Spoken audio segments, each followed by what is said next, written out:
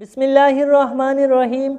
حضرت سید بن حصیر رضی اللہ تعالیٰ عنہ سے روایت ہے کہ ایک انصاری مذاقی طبیعت کے آدمی تھے۔ ایک مجلس میں بیٹھے ہوئے لوگوں کے سامنے کچھ ہنسانے کی باتیں کر رہے تھے۔ رسول اللہ صلی اللہ علیہ وسلم نے مذاقنا بتکلفی میں ان کی کوکھ میں ایک لکڑی چبو دی۔ اس انصاری نے کہا کہ آپ نے میرے کوکھ میں لکڑی چبو دی جو مجھ پر ظلم ہوا اور میں بدلہ لینا چاہتا ہوں۔ آپ نے فرمایا وہ بدلہ لے لو۔ انہوں نے کہا آپ کرتا پہنے ہوئے ہیں اور میرے جسم پر کرتا نہ تھا، لہٰذا پورا بدلہ تو جب ہوگا جب آپ کے جسم پر بھی کرتا نہ ہو۔ یہ سن کر رسول اللہ صلی اللہ علیہ وسلم نے اپنا کرتا اٹھا لیا۔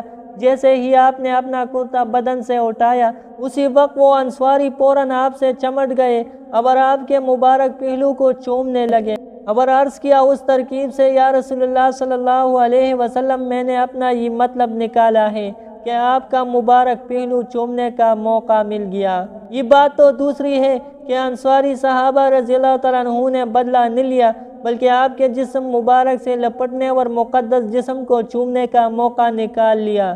مگر یہ بات قابل غور ہے کہ رسول اللہ صلی اللہ علیہ وسلم بدلہ لینے کے لیے تیار ہو گئے اور کرتا اٹھا کر پورا بدلہ دینا ضروری سمجھا۔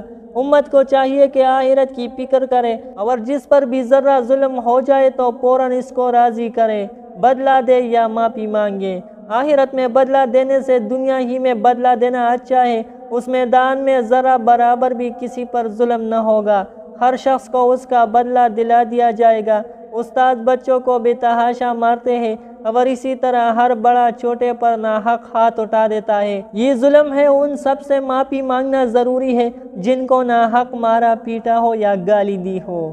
یا اللہ ہمارے تمام معاملات اپنی رضا کے مطابق فرما دیجیے اور ہمیں ہر وقت اپنا معاملہ اپنے ساتھ اور بندوں کے ساتھ صحیح رکھنے کی توفیق عطا فرمائے۔